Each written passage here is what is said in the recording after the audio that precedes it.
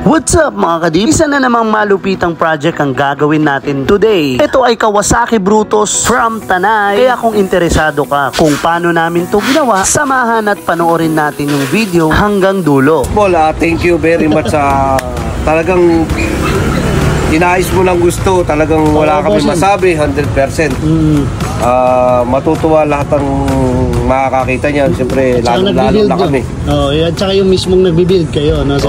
Puputulin muna natin dyan mga kadip para maumpisahan natin agad yung project natin na to. At eto siya, bago in strip to metal ni Boss Jess. Sinisimulan na nga ni Boss Jess strip to para maglalagay tayo ng panibagong pundasyon at mas matinong trabaho. After may strip ni Boss Jess, eto na, nakita na natin yung mga kalawang niya. Medyo kulang tayo sa oras kaya eto, rekta na tayo agad sa hydro dipping. Ang importante, makita at mapanood nyo na gumanda talaga yung panel ni Bossing. At eto nga, nilulubog ko na yung, wait lang, singit ko muna tong isang panel na to at ako na yung nagvi-video, ako na rin yung maglulubog. Sana tamaan natin yung bungo na design natin. Alright, ganitong angle lang, dahan-dahan pababa at onting alog, sabay ahon. Check natin, ayun, tinamaan ko naman yung bungo. Kaya let's go tayo agad sa kabilang side naman. Konting fast forward lang para mabilis natin matapos tong project ni Bossing dahil meron pa itong show bukas. Same angle and same pattern. Eto na siya mga kadip. Tadan! All goods naman, nalagyan naman ng print at tatanggalin ko lang yung sumabit na film. At rekta tayo agad sa paghuhugas. Kapag nag-double dipping kayo mga kadip, make sure na uunahin yung hugasan ay yung part na dugtungan niya para hindi kumapit yung residue nung pangalawang dip. After nyan, i-apply na natin ngayon ang ating candy green na gawa ni Boss John Ray na tint ni Juan. Napaka-solid ng candy green na to dahil kuhang-kuha yung Kawasaki green na timpla ni Boss John Ray. At ang gamit nating baril syempre galing kay Hernan Paint Center or PM nyo lang si Boss Chokes Losa natin. All About Paints, napakarami nilang mga ganda at high-end na pintura kaya i-PM nyo lang sila. Kahit mga code ng mga pintura ay kompletong-kompleto sila. Syempre, i-apply na natin ngayon ang ating high solid clear na 9700 by Nippon Paints. At gagamitin nating baril ay si Blacky para talagang solid na solid yung kalabasan ng project natin na to. Let's go na tayo agad sa ating final output.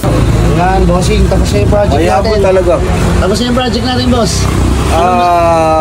Boss Paul, thank you very much sa talagang inayos mo ng gusto. Talagang wala kami masabi, 100%.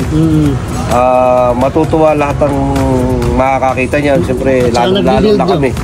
At saka yung mismong nagbibuild kayo, no, sir? Kami nagbibuild. So, ito ay isi-show sa darating na November 12 sa Fiesta ng Tanay, no, sir? Fiesta, mga ganun. Fiesta. Abangan nyo tong unit. Pag may motor show. So, abangan nyo tong unit na to. Medyo matagal na to sa amin. Ngayon lang namin natapos. Pasensya na, Bossing, ha? Okay lang, boss. Talagang mahirap naman apurahin yung ganito. Kahit matagal naman, sulit na. Mahirap apurahin yung ganitong trabaho kasi kailangan the best, eh. No? The best ang gawa. Number 1. Boss, rate ako 1 to 10. Ano masasabi mo? Siyempre, 10. 10. So, 10 talaga. matutuwa kaya si Utol mo dito.